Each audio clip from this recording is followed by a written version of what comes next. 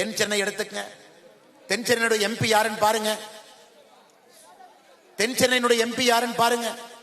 அரசியல் குடும்பத்தில் பிறந்து குடும்ப கோட்டால எம்பியாக இருந்து சாமானிய மனிதர்களுக்கு என்ன பிரச்சனை இருக்கு, மத்திய அரசுடைய திட்டங்களை முழுமையா கொண்டு போய் சேர்க்கலாமா, அதை பத்தி எந்த அக்கறையும் இல்லாத தமிழச்சி தங்கபாண்டியன் அவர்கள்.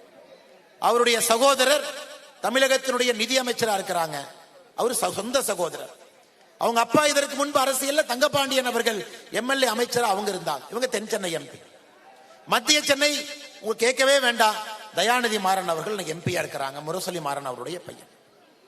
உங்க தொகுதியினுடைய எம்பி ஆற்காட்டு வீராசாமி அவருடைய மகன் கலாநிதி வீராசாமி அவர்கள் உங்க தொகுதியினுடைய எம்பி. இவங்க 3 பேர்த்துக்கு நான் தெரியாம கேட்கிறேங்கம்மா, பெரியவர்கள் தாய்மார்கள் இங்க வந்திருக்கிறீங்க. இந்த 3 பேருக்கும் ஒரு சாமானிய மனிதர்களுடைய வலி என்னன்னு தெரியுங்களா? ஒரு சாதாரண மனிதன் எப்படி கஷ்டப்படுறான்னு தெரியுங்களா? அவங்க வீட்டுக்குள்ள மழை தண்ணி வந்திருக்கா? கரண்ட் இல்லாம இருந்திருக்கிறாங்களா? குழந்தைங்களுக்கு போய் இவங்களே கியூல நின்று ஃபீஸ் கட்டி இருக்கிறாங்களா? இல்ல அரசு பேருந்துல ஏறிதான் இறங்கி இருக்காங்களா? இல்ல குண்டு குழியுமாக இருக்கக்கூடிய ரோடுல நம்முடைய ஆட்டோ நண்பர்கள் இங்க வந்திருக்கிறீங்க, சகோதரர்கள் வந்திருக்கிறீங்க.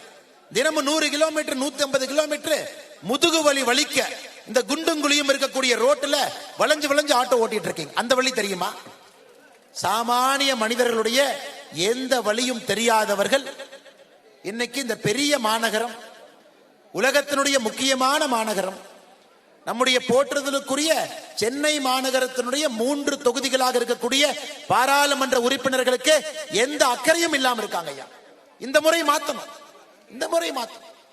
உங்கள் அனைவருக்கும் தெரியும், மத்தியிலே 400 இடங்களை தாண்டி ஆட்சி கட்டளை அமரப்போவது பாரதிய ஜனதா கட்சி என்பது உங்கள் அனைவருக்கும் தெரியும். அதுல மாற்று கருத்து யாருக்கு இல்லைங்க ஐயா, எல்லோருக்கும் தெரியும். இன்னைக்கு ஒரே ஒரு கேள்வி, பாரதிய ஜனதா கட்சி 400 இடங்களை தாண்டுவதும் 450 இடங்களை தாண்டுவதும் உங்களுடைய கையில் இருக்கு. தமிழகத்திலிருந்து 39க்கு 39 எம்பி, வட சென்னை பாராளுமன்றத்தினுடைய எம்பி நீங்கள் பாரதிய ஜனதா கட்சி தேசிய ஜனநாயக கூட்டணியுடைய கையிலே கொடுக்கும் பொழுது 450 பாராளுமன்ற தொகுதியில மோடி ஐயாவுடைய இடதுகரம் வலதுகரம் இருப்பான். ஐயா 1 ரூபா 2 ரூபாய் இல்ல, பணத்தை கொட்டி கொட்டி கொடுக்கின்றோம். கொட்டி கொட்டி கொடுக்கிறாங்க மாநில அரசு, மாநில அரசுக்கு. மத்திய அரசு கொட்டி கொட்டி கொடுக்கிறாங்க. ஆனா மாநில அரசு அதை கிள்ளி கிள்ளி நமக்கு தர்றாங்க. சென்னையிலே பெருவெள்ளம் வந்துச்சுங்க, 6000 ரூபாய் பணம் கொடுத்தாங்க. 6000 ரூபாய் பாரதிய ஜனதா கட்சியில நாங்கள் சொல்லி இருந்தோம் 10,000 ரூபாய் கொடுக்க வேண்டும். நிறைய பேர் கேட்டாங்க, இல்ல இல்ல இந்த அண்ணாமலை என்ன சும்மா சொல்றாரு, மாநில அரசு 6000 ரூபாய் கொடுக்கறாங்க, சும்மா 10,000 சொல்றாங்க. ஐயா, மத்திய அரசினுடைய குறியீடு அடிப்படையில் உயிர் சேதம், உடைமை சேதம், 2 நாட்களுக்கு மேல ஒரு வீடுல தண்ணி இருந்தா அதுக்கு ஒரு காம்பன்சேஷன் ஃபார்முலா, ஒரு குறியீடு வச்சிருக்கிறாங்க ஐயா.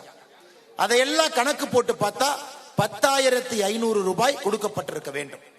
அதனாலதான் ஒரு அறிக்கை கொடுத்து மத்திய அரசு NDRFல எந்த செக்ஷன்ல எவ்வளவு பணம் கொடுக்க வேண்டும் என்பதெல்லாம் நாங்களே போட்டு 10,500 ரூபாய் கொடுங்க.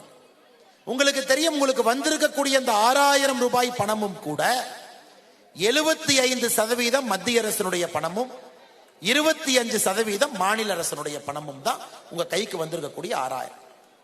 ஆனா இவங்க ஒரு கவர் எடுத்து கவர்ல முதலமைச்சருடைய போட்டோவை போட்டு அதுக்குள்ள 6,000 ரூபாய் பணத்தை வச்சுட்டு அதை வாங்கும் பொழுது 2 திமுக நண்பர்கள் வந்து செல்ஃபி எடுத்து போட்டுட்டா மக்களுக்கு தெரியாம போயிருங்களா?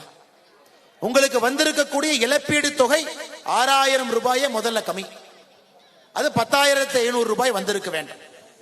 வந்திருக்கக்கூடிய பணத்துல 75 விழுக்காடு மத்திய அரசினுடைய பணமும் 25 விழுக்காடு மாநில அரசினுடைய பணம். சென்னைய ஸ்மார்ட் சிட்டியாக மாற்றுவதற்கு ஏறத்தாழ 1000 கோடி ரூபாய் கொடுக்கப்பட்டிருக்கிறது. சென்னை மாறி இருக்குதுங்களா? மோடி ஐயா கொடுத்த 1000 கோடி ரூபாயில சென்னை ரோட்ல இருக்கக்கூடிய குழி குண்டெல்லாம் போயிருச்சுங்களாங்க ஐயா? குண்டு குழி காணாம போயிருச்சா? 1000 கோடி ரூபாய் கொடுத்தும் மழைநீர் வடிகாலுக்காக இன்னொரு 1,300 கோடி ரூபாய் கொடுத்தும், இந்த ஆண்டு மழை வந்த பிறகு இன்னொரு 560 கோடி ரூபாய் பேசின் மேனேஜ்மெண்ட் கொடுத்தோம். திமுகவை பொறுத்தவரை அது ஆற்றிலே போடுகின்ற பணம் தாங்க ஐயா. ஓடுகின்ற தண்ணியில எத்தனை பணத்தை போட்டாலும் கரைச்சிட்டு போவோமோ, இன்னைக்கு திமுகவினுடைய ஆட்சியில பார்த்து பார்த்து மத்திய அரசு எவ்வளவு நிதிகளை இங்கே அனுப்பினாலும் கூட சாமானிய மனிதனுடைய வாழ்க்கையில ஒரு மாற்றத்தை ஏற்படுத்தக்கூடிய நிதி அது இல்லைங்கய்யா. அதனால் நீங்கள் முடிவெடுக்கணும். மத்தியிலே ஆட்சி மோடி, அது மோடி அவர்கள் தனி பெரும்பான்மையில வரப்போறாங்க. திராவிட முன்னேற்ற கழகத்தினுடைய ஆட்சி தெரியுங்கய்யா.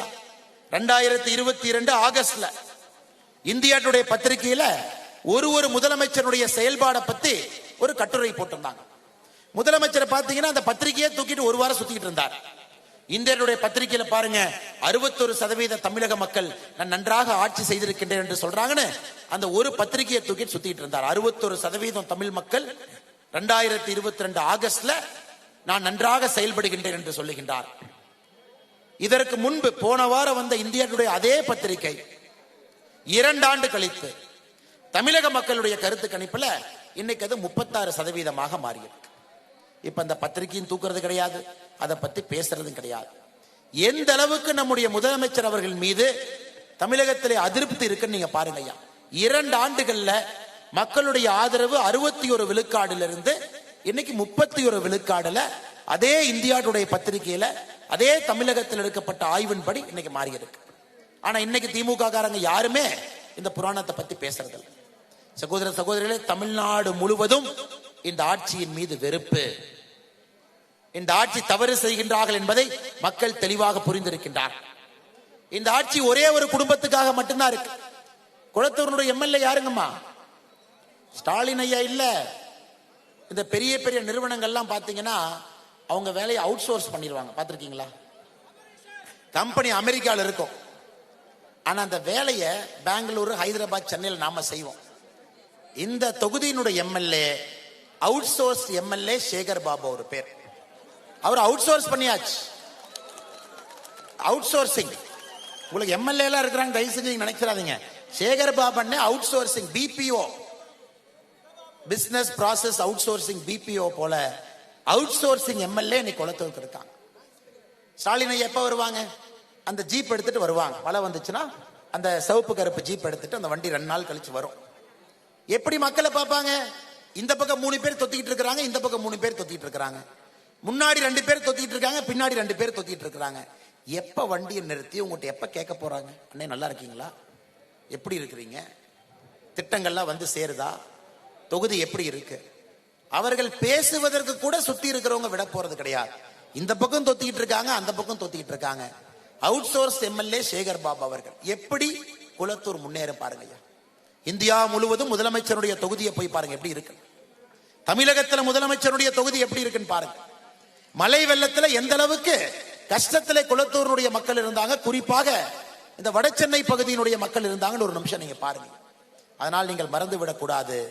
இன்னைக்கு நமக்கு சென்னைக்கு தேவைங்கய்யா பாரதிய ஜனதா கட்சியினுடைய தொலைநோக்கு பார்வை இருக்கக்கூடிய பாராளுமன்ற உறுப்பினர் இன்னைக்கு நமக்கு வேணும். தண்ணி பிரச்சனையை தீர்க்கணும், அடிப்படை கட்டமைப்புகளை கொண்டு வர வேண்டும், சாமானிய மக்களை மையப்படுத்தி ஆட்சி இருக்கணும். நம்முடைய ஆட்சியில மோடி அவர்கள் உறுதியாக இருக்கின்றார்கள். 3வது முறை உங்களுடைய அன்பையெல்லாம் பெற்று ஆட்சிக்கு வரும் பொழுது இப்ப 5வது பெரிய பொருளாதார நாடாக இருக்கின்றோம். 2028 முடியும் பொழுது 3வது பெரிய பொருளாதார நாடாக மாறி. இதனால் நமக்கு என்ன லாபங்க? இல்லைங்கன்னா நீங்க மைக்ல சொல்றீங்க, கேட்கறதுக்கு நல்லா இருக்கு. மோடி ஐயா வரும் பொழுது 11வது பெரிய பொருளாதார நாடு, நீங்க இன்னைக்கு 5ங்கிறீங்க, 2028 3ங்கிறீங்க. இதனால எனக்கு என்னங்கன்னா லாபம்? சரியான கேள்விதானே ஐயா. நீங்கள் வளர்ந்தால் மட்டும்தான் ஒரு நாடு வளரும். 2014 ஒரு சராசரி ஒரு இந்தியனுடைய வருமானம் 86,000 ரூபாய். இன்னைக்குங்க ஐயா 1,96,000 ரூபாய், 2 மடங்கு நம்முடைய சராசரி வருமானம் உயர்ந்திருக்கிறது. இன்னைக்கு உலகத்தினுடைய 3வது பெரிய பொருளாதார நாடுனா நீங்க $5 டிரில்லியன் அப்படின்னா இன்னும் நீங்க 1 மடங்கு வளரும். இன்னைக்கு எவ்வளவு இருக்கிறீங்களோ இன்னும் 1 மடங்கு வளரும். அப்படி இருக்கும் பொழுது இந்த வாய்ப்புகள் நமக்கு வரும். இன்னைக்கு ஆட்டோ டிரைவர் அண்ணங்க இருக்கிறீங்க. தமிழ்நாட்டில் சில கட்சிகள் சொல்றாங்க ராமர் கோவில் கட்டி, ராமர் கோவிலால் நமக்கு என்னையா பிரயோஜனம்? இந்த டிவி எல்லாம் போட்டீங்கன்னா நைட் அந்த விவாதத்துல பேசுறாங்க. 4 பேர் வந்து ராமர் கோயிலை கட்டுனால சாதாரண மக்களுக்கு என்னங்க ஐயா லாபம்?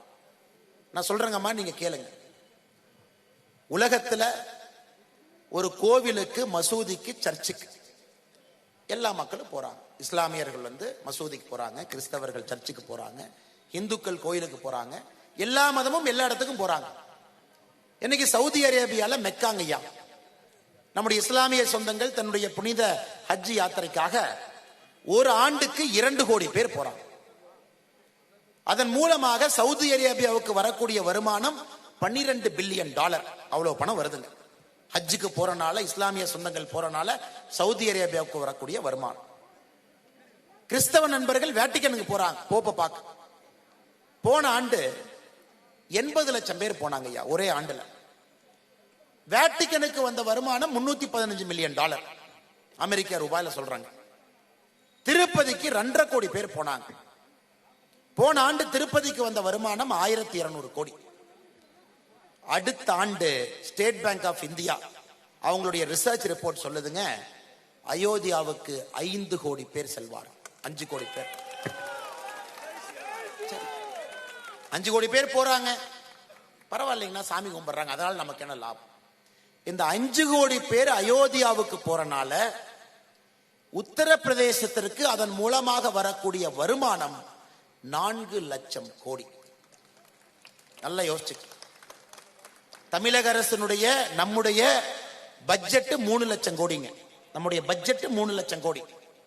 அடுத்த ஆண்டு அயோத்தியாவுக்கு செல்லக்கூடிய 5 கோடி சகோதர சகோதரிகள் அங்கே ஏற்படுத்தக்கூடிய பொருளாதாரம் மட்டுமே இத்தனை லட்சம் கோடி.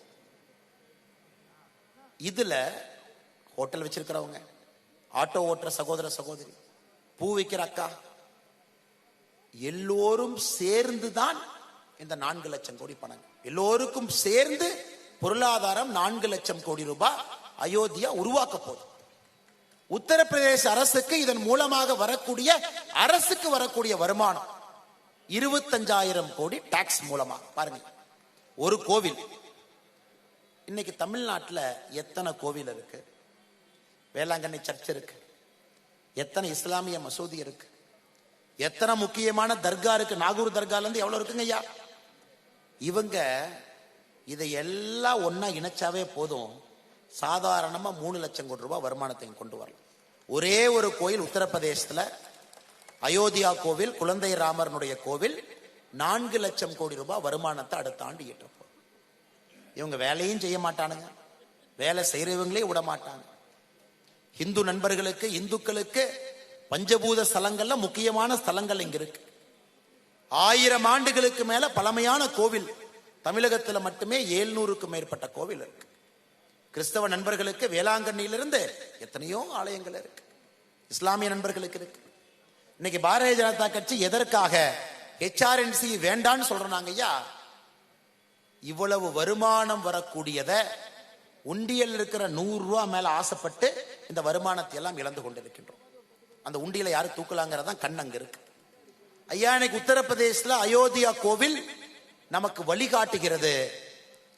மத நம்பிக்கை ஒரு பக்கம், அதன் மூலமாக வரக்கூடிய பொருளாதாரம் ஒரு பக்கம், அதன் மூலமாக வரக்கூடிய முன்னேற்றம் ஒரு பக்கம். உலக நாடுகள் அப்படி யோசிச்சுட்டு இருக்கிறாங்க ஐயா. நாம கடன் வாங்கிட்டு இருக்கோம். திமுக வந்த பிறகு கடந்த 2.5 வருஷத்துல 32 மாசத்துல 2,69,000 கோடி கடன் வாங்கி. இன்னைக்கு மொத்த கடன் 8,23,000 கோடி. இந்தியாவிலே அதிகமாக கடன் வாங்கிய மாநிலம் நாம். திமுக மட்டுமே 2,69,000 கோடி கடன் வாங்கியிருக்கான். எப்படி குழந்தைகளுக்கு நல்ல பள்ளிக்கூடம் கட்ட முடியுங்க? ஏன் செவிலியர்கள் போராடுறாங்க? ஏன் பகுதி நேர ஆசிரியர்கள் போராடுறாங்க? ஏன் கவர்மெண்ட் பஸ்ல ஏறினீங்கன்னா எப்ப கூரை தலைமையில விழுகும், எப்ப படிக்கட்டு இடிஞ்சு விழுன்னு பயத்துல தாங்க ஏறுறோம். யாராச்சும் கவர்மெண்ட் பஸ்ல தைரியமா ஏற முடியுமா? நேத்து ஒருத்தர் சொன்னார், அண்ணே ஒரு ஊர்ல வெளியூர் போறதுக்காக பஸ் பிடிப்போம், ஆனா சென்னையில மட்டும்தான் வெளியூர் போய் பஸ் பிடிப்போம். வெளியே போறதுக்கு கிளம்பாக்கம் பஸ் ஸ்டாண்ட பாருங்க. அதாவது வெளியே போறதுக்கு, வெளியூர் போறதுக்கு பஸ் பிடிப்போம், ஆனா சென்னைக்காரங்க நாம வெளியூர்ல போய் பஸ் பிடிச்சு வெளியே போவோம். எதுக்கு? நல்லாதாங்க கோயம்பேடு இருந்தது, என்னங்க பிரச்சனை? அதை போய் ஒரு பஸ் ஸ்டாண்டை ஓபன் பண்ணி அங்க எந்த வசதி இல்லாம கொடுமையாக மக்களை கொடூரமாக, மக்கள் மீது எந்த நம்பிக்கை இல்லாம எத்தனை பிரச்சனை பாருங்க. சென்னைக்குள் இருக்கக்கூடிய பிரச்சனையை மட்டும் பாருங்க.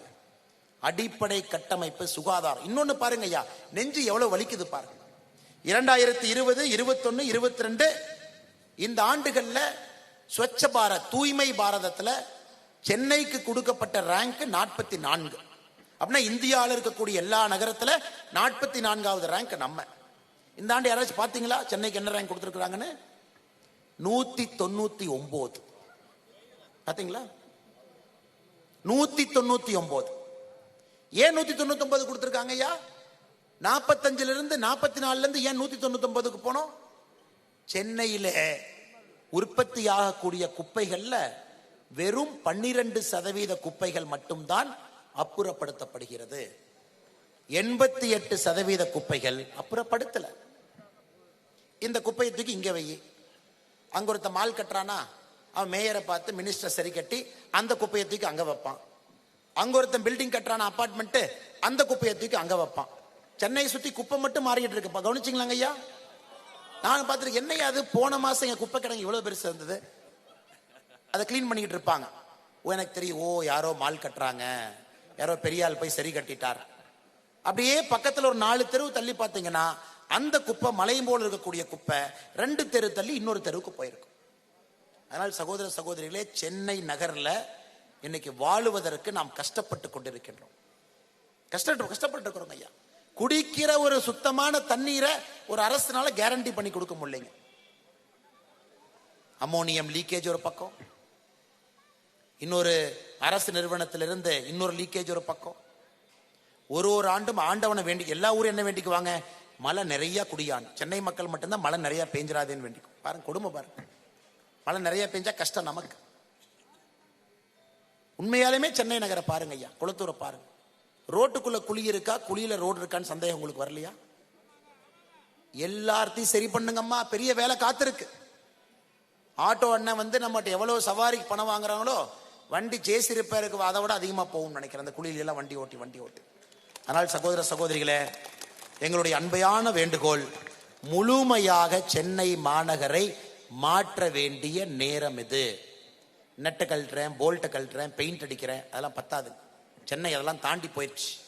குப்பையிலே கை வைத்து குடிநீரிலிருந்து, அடிப்படை கட்டமைப்பிலிருந்து, ரோடிலிருந்து, சுகாதாரத்திலிருந்து, ஆரம்ப சுகாதார நிலையத்திலிருந்து, சென்னைக்குள்ள இருக்கக்கூடிய கார்பரேஷன் பள்ளிக்கூடத்திலிருந்து எல்லாத்தையும் சரி பண்ண வேண்டிய நேரம் இந்த பாராளுமன்ற தேர்தல் 2024. இன்னைக்கு பாருங்க ஐயா, நான் சில திட்டங்கள் படிக்கிறேன். இன்னைக்கு உங்களுக்கே ஆச்சரியமா இருக்கும், இந்த திட்டங்கள்லாம் நமக்கு வந்திருக்கான். இன்னைக்கு மத்திய அரசு, குறிப்பாக நம்முடைய அமைப்பு சாரா தொழிலாளர்கள் யார் இருக்கிறாங்க, கட்டடத்துல கூலி வேலை செய்யறவங்க, மேஸ்திரி, எல்லாம் அமைப்பு சாரா தொழிலாளர்கள் அப்படிங்கிறவங்க. இன்னைக்கு நம்முடைய மோடி ஐயா அமைப்பு சாரா தொழிலாளர்களுக்கு பென்ஷன் கொடுக்கறாங்க. பென்ஷன் 60 வயசு ஆயிடுச்சுன்னா மாசம் 3000 ரூபாய் பென்ஷன். அண்ணே நான் என்னண்ணே, நான் வந்து காரச்சட்டியில நான் கார வேலை செஞ்சுட்டு இருக்கிறேனே, ஒரு அபார்ட்மெண்ட்ல வேலை செய்யறேன், எனக்கு பென்ஷனா? ஆமா பென்ஷனுங்க ஐயா. அமைப்பு சாரா தொழிலாளர்களுக்கு பென்ஷனு. அதற்கு மாசத்துக்குங்க ஐயா, யாருக்கு பென்ஷன் வேண்டுமோ ஒரு மாசத்துக்கு 18 வயசுல இருந்து 40 வயசுக்குள்ள நீங்க பிரீமியம் கட்டணும். அதற்கான பணத்தை மாசம் மாசம் கட்டிக்கிட்டே வரணும். 55 ரூபா 18 வயசா இருந்தா மாசம் 55 ரூபா கட்டணும். உங்களுக்கு 40 வயசா இருந்தா மாசம் 200 ரூபா கட்டணும். 55 ரூபாயில இருந்து 200 ரூபாய்க்குள்ள மாசம் மாசம் பணத்தை கட்டிட்டு வந்தீங்கன்னா உங்களுடைய 60வது பிறந்த நாளிலிருந்து தொடர்ச்சியாக 3000 ரூபாய் உங்களுடைய வங்கி கணக்குக்கு பென்ஷனா வந்துடும். மாநில அரசு கேம்ப் போடுறது இல்லைங்க, இதெல்லாம் எம்பியினுடைய வேலை. எம்பி வந்து எங்கே அமைப்பு சாரா தொழிலாளர்கள் இருக்கிறாங்களோ உங்களுடைய கூட்டமைப்பை சந்தித்து, இங்க வாங்கம்மா ஒரு இது போடுறோம், எல்லாம் வந்து நில்லுங்க, ஆதார் அட்டை கொடுங்க, வங்கி கணக்கு கொடுங்க, போன் நம்பரை கொடுங்க, 3 இணைச்சிடலாம். கிடையாது. இன்னைக்கு தமிழகத்தில் பாத்தீங்கன்னா வெறும் 2,57,134 பேர் தான் திட்டத்தில் இருக்கிறாங்க ஐயா. மோடி ஐயா அந்த திட்டத்திற்கு மன்தன் யோஜனான்னு ஒரு பேர் வச்சிருக்கிறாங்க, PMSYM அப்படின்னு ஒரு திட்டம் ஐயா. வெறும் 2,57,134 பேர் தான் அமைப்பு சாரா தொழிலாளர்கள் மாதாந்திர பென்ஷன் திட்டத்தில் இருக்காங்க. ஐயா நீங்க புரிஞ்சுக்கணும், நீங்க 55 ரூபா கட்டினா மோடி ஐயா 55 ரூபா உங்களுக்கு கட்டுறாங்க. நீங்க 200 ரூபா கட்டினா மோடி ஐயா 200 ரூபா கட்டுறாங்க. 18 வயசுல இருந்து 40 வயசுக்குள்ள அமைப்பு சாரா தொழிலாளர்கள் 60 வயசுக்கு மேல 3000 ரூபாய் மாத பென்ஷன் வர வேண்டும் என்று யார் நினைக்கின்றீர்களோ, பிரீமியம்ல 50% உங்களுது, 50% மோடி ஐயாது. ஆனா இந்த திட்டத்தை மாநில அரசு செயல்படுத்த வேண்டும் என்று சொல்லி இருக்கின்றோம். இது பிஜேபி காரங்க செய்ய முடியாது. மாநில அரசை நம்பி மோடியை அந்த திட்டத்தை கொடுத்திருக்கிறாங்க. இன்னைக்கு உத்தரப்பிரதேசத்தில் பாருங்க, ஈஸ்ட் ராம்னு ஒரு அட்டை வாங்கணும். அமைப்பு சாரா தொழிலாளர்களுக்கு இந்தியா முழுவதுமே ஒரு அடையாள எண் கொடுக்கிறாங்க. தமிழகத்தில் அதை பெற்றவர்கள் பார்த்தீங்கன்னா 2,17,95,000 பேர், 2,17,00,000 பேர் பெற்றிருக்காங்க ஐயா.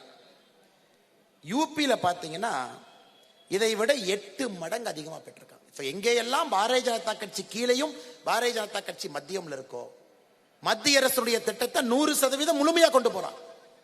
எத்தனை அமைப்பு சாரா தொழிலாளர் கோடிக்கணக்கான மக்கள் இருக்கிறாங்க. அதுல வெறும் 2,57,000 பேருக்கு மட்டும்தான் 3,000 ரூபாய் பென்ஷன் என்றால் ஏத்துக்க முடியுமாங்க ஐயா? இன்னைக்கு பாருங்க, வருஷத்துக்கு 20 ரூபாய், வருஷத்துக்கு 20 ரூபாய் கட்டிங்கன்னா ஒரு திட்டம், பிரதான் மந்திரி சுரக்ஷா பீமா யோஜனா ஒரு திட்டங்க ஐயா. வருஷத்துக்கு 20 ரூபாய் கட்டிட்டீங்கன்னா ஆக்சிடென்டல் டெத், நாம் பணி செய்யும் பொழுது, பணியில் இருக்கும் பொழுது நமக்கு ஏதாவது ஒரு பிரச்சனையாகி இறந்துட்டாங்கன்னா அமைப்பு சாரா தொழிலாளர் நேரடியாக அவருடைய குடும்பத்துக்கு 2 லட்சம் ரூபாய், பணியில் இருக்கும் பொழுது காயம் பட்டாங்களா 1 லட்சம் ரூபாய், வருஷத்துக்கு 20 ரூபாய்ங்க ஐயா. வருஷத்துக்கு 20 ரூபாய், மாசத்துக்கு 1,500 ரூபாய். தமிழகத்தில் இதுல எவ்வளவு பேர் பயன்பெற்று இருக்காங்கன்னா 1,93,23,23,000 பேர். இது பரவாயில்லைங்க. 1,93,00,000 பேர் பயன்பெற்று இருக்கிறாங்க. இதுவும் மோடி ஐயா நமக்காக கொடுக்கிறாங்க. அடுத்து மோடி ஐயா நினைக்கின்றார்கள், யாருமே மலக்குழியிலே பணி செய்யக்கூடாது, மலக்குழியில எந்த ஒரு சகோதர சகோதரியும் பணி செய்யக்கூடாது என்பதற்காக அது போன்ற பணியில யாராச்சும் இருந்தாங்கன்னா விட்டுட்டு வெளியே வந்த உடனே முதல் நாள் 40,000 ரூபாய், அடுத்த 2 ஆண்டுகள் பயிற்சி மாசத்துக்கு 3,000, அதன் பிறகு 5 லட்சம் ரூபாய் லோன் கொடுத்து புதிதாக ஒரு வேலையை ஆரம்பிக்கலாம். இந்த திட்டமும் மோடி ஐயா கொண்டு வந்திருக்கக்கூடிய திட்டம். ஆனா தமிழகத்துல மலக்குழியில சட்டத்திற்கு புறம்பாக இங்க இருக்கிறவங்க நிறைய பேர்த்துல வேலை வாங்குறாங்க. ஒருவர் கூட இந்த திட்டத்துல 5 லட்சம் ரூபாய் மத்திய அரசிலிருந்து கடன் பெறவில்லைங்க ஐயா. தமிழகத்திலே மலக்குழியிலே பணி செய்தவர்கள் கடந்த 6 ஆண்டுல 58 பேர் இறந்திருக்கிறாங்க, 58 பேர். இதுவும் மத்திய அரசுடைய திட்டம். அமைப்பு சாரா தொழிலாளர், சாலையோர வியாபாரிகள், பஜ்ஜி கடையக்கா, பூக்கடையக்கா, சாலையோரத்தில் கடை போட்டு வியாபாரம் செய்யக்கூடிய சகோதர சகோதரிகள், வட்டி இல்லா கடன் சுவநிதியில வட்டி இல்லாம 10,000 ரூபாய் கட்டி முடிச்ச உடனே 20,000 வட்டி இல்லாம, 20,000 கட்டி முடித்தவுடன் வட்டி இல்லாம 50,000, 10,000, 20,000, 50,000 எந்த கேள்வியும் கேட்காம சாலையோரத்திலே பணி செய்யக்கூடிய சகோதர சகோதரிகளுக்கு சுவநிதி திட்டம் மூலமாக தமிழகத்தில் 3,64,000 பேர்த்துக்கு திட்டம். இதை பத்தி எம்பி எப்பாச்சும் பேசியிருக்காருங்களா? கேம்புக்கு போட்டிருக்காரா? இந்த மாதிரி உங்களுக்கு இந்த மாதிரி திட்டம் இருக்கு சேர்த்துறேன்னு சொல்லியிருக்காங்களா? இல்லைங்க ஐயா. இது அனைத்தும் இங்க இருக்கக்கூடிய திட்டம். எனக்கு சகோதரிகள் இங்க இருக்கிறீங்க, சொந்தமாக ஒரு தொழில் ஆரம்பிக்கணும்னு நினைக்கிறீங்க, 1 லட்சத்திலிருந்து 50 லட்சம் ரூபாய் வரை சுய தொழிலுக்கு மோடி ஐயா கொடுக்கிறாங்க. தமிழகத்தில் கடந்த 3 ஆண்டுகளை மட்டுமே 17,337 பேர் இந்த திட்டத்திலே பயனடைந்திருக்கின்றார். முத்ரா திட்டத்தை பத்தி சொல்லவே வேண்டாங்க ஐயா. நிறைய பேர் இங்க முத்ரா திட்டத்திலே பயன்பெற்றவர்கள் இந்த அரங்கில் அமர்ந்திருக்கிறீங்க. தமிழகத்தில் மட்டுமே 2 லட்சம் கோடி ரூபாய் கொடுக்கப்பட்டிருக்கிறது. 50,000 ரூபாய்க்கு வரைக்கும் வாங்கலாங்க ஐயா. முதல் முத்ரா 50,000 5 லட்சம் வாங்கலாம், 5 லட்சத்திலிருந்து 10 லட்சம் வாங்கலாம், 10 லட்சம் ரூபாய் வரை முத்ரா கடன். டெய்லர் கடையில வேலை செய்யற டெய்லர் அக்கா ஆரம்பிச்சு சின்ன தொழில் யாரு செய்யறாங்க, வங்கிக்கு போனா கடன் கொடுக்க மாட்டாங்க, அவர்களுக்காக முத்ரா திட்டம் தமிழகத்துல 2 லட்சம் கோடி ரூபாய் நாம் கொடுத்திருக்கின்றோம். ஐயா, நம்ம பேச்சு மட்டும் இல்ல, அமைப்பு சாரா தொழில் இருக்கக்கூடிய எல்லா சகோதர சகோதரிகளுக்கும் இது மோடி ஐயா இத்தனை திட்டத்தை கொண்டு வந்திருக்கின்றார். எங்களுடைய கோபம், இதை செய்ய வேண்டிய எம்பி செய்வதில்லை, இதை செய்ய வேண்டிய மாநில அரசு அக்கறையோடு செயல்படுவதில்லை. எல்லாவற்றையும் தாண்டி அடிப்படை கட்டமைப்புக்காக இவ்வளவு பணம் கொடுத்தும் கூட ஊழல் பெருச்சாலைகள் அதை சாப்பிட்டுங்க ஐயா. அடிப்படையில் எந்த விதமான ஒரு கட்டமைப்பும் திராவிட முன்னேற்ற கழகத்தினுடைய அரசு உருவாக்கவில்லை. அதனால்தான் எங்களுடைய தாழ்மையான வேண்டுகோள், இந்த முறை ஒரு முறை வட சென்னையில நீங்க மாத்தி யோசிச்சு மோடி ஐயாக்கு ஒரு வாய்ப்பு கொடுக்கும். இது முழுவதும் மாற்றுவதற்கு நீங்க வாய்ப்பு கொடுக்கணும். நாம மாத்துவோங்க ஐயா. அடிப்படையிலிருந்து எல்லாத்தையும் சரி பண்ணும். குடிதண்ணீரிலிருந்து, மழைநீர் வடிகாலிலிருந்து, உள்கட்டமைப்பிலிருந்து, சென்னை மாநகர இவங்க சும்மா சிங்கார சென்னைன்னு எழுதி வச்சா சிங்கார சென்னை ஆயிருங்களாங்க ஐயா? சிங்கார சென்னைன்னு போர்டில் எழுதி வச்சா சிங்கார சென்னை ஆயிருமா? இன்னைக்கு உண்மையாலும் சென்னையை ஒரு உலக தரம் வாய்ந்த ஒரு தலைநகராக மாற்ற வேண்டும் என்றால் மோடி ஐயாவுடைய கையில சென்னையை ஒப்படைக்க வேண்டிய நேரமும் காலமும் 2024 தேர்தலில் வந்துருச்சுங்க ஐயா. நிச்சயமாக நீங்கள் இதை செய்ய வேண்டும். இன்னைக்கு ஆட்டோ அண்ணன் இருக்கிறீங்க ஐயா. திமுகவுடைய தேர்தல் வாக்குறுதி சென்னை உள்ளிட்ட மாநகரத்துல நகரத்துல சொந்தமாக ஆட்டோ ஓட்டும் தொழிலாளர்கள் தமிழ்நாடு தொழில் முதலீட்டு கழகம் மூலமாக அல்லது வங்கி கடன் மூலமாக ஆட்டோ வாங்குவதற்கு அரசு 10,000 ரூபாய் மானியம் கொடுக்கும். திமுகவுடைய தேர்தல் வாக்குறுதியை உங்களுக்கு படிச்சுட்டேன் ஐயா. நாங்க பாரத பிரதமர் அவர்கள் தொழில் முனைவோர் திட்டத்தில் ஆட்டோக்கு மட்டுமே 5 லட்சம் ரூபாய் வரை 35% மானியத்தில் நாங்க கொடுக்கிறோம். அதற்காக தலைவர் இங்க இருக்கிறாரு பாருங்க, ராதாகிருஷ்ணன். நம்மகிட்ட அமைப்பு சாரா தொழிலாளர் பிரிவு இங்க இருக்கு. நம்முடைய மாநிலத்தினுடைய பொறுப்பாளராக அண்ணன் இருக்கிறாங்க ஐயா. பிரதம மந்திரி தொழில் முனைவோர் திட்டத்தில் ஆட்டோ, ஒரு ஆட்டோ 2 ஆட்டோ 5 லட்சம் ரூபாய் வரைக்கும் நீங்க வாங்கிக்கலாங்க ஐயா. 35% மானியம். இவங்க 10,000 ரூபாய் கொடுக்கறேன்னு கொடுக்கவே இல்லை. நாம் தமிழகத்திலே கொடுத்து கொண்டிருக்கின்றோம். யாராவது நண்பர்கள் அண்ணன் எங்களுக்கு தெரியல, நாங்க வாங்கணும், நாங்க வாங்காம இருக்கோம் அப்படின்னா அண்ணன் ராதாகிருஷ்ணன் அவர்கள் இந்த நிகழ்ச்சி முடிஞ்சு மேடையில் இங்கேயே இருப்பாங்க. அவரை சந்தித்து இந்த நிகழ்ச்சியிலே நீங்கள் பயனடைய வேண்டும் என்கின்ற அன்பான வேண்டுகோளை இங்க வந்திருக்கக்கூடிய நம்முடைய ஆட்டோ ஓட்டுநர் சகோதர சகோதரிகளுக்கு நான் தெரிவித்துக் கொள்கின்றேன் ஐயா. சாலையோர வியாபாரிகளுக்கு கூட்டுறவு வங்கிகள் மூலமாக 15,000 ரூபாய் கொடுப்போம். 1 ரூபாய் திமுக கொடுக்கல. ஆனா நாமங்க ஐயா சுவநிதி மூலமாக வட்டி இல்லாம 10,000, கட்டி முடிச்சா 20,000, கட்டி முடிச்சா 50,000. திமுக சொல்லி இருக்கக்கூடிய 2 தேர்தல் வாக்குறுதி அமைப்பு சாரா தொழிலாளர்களுக்கு 2மே செய்யல.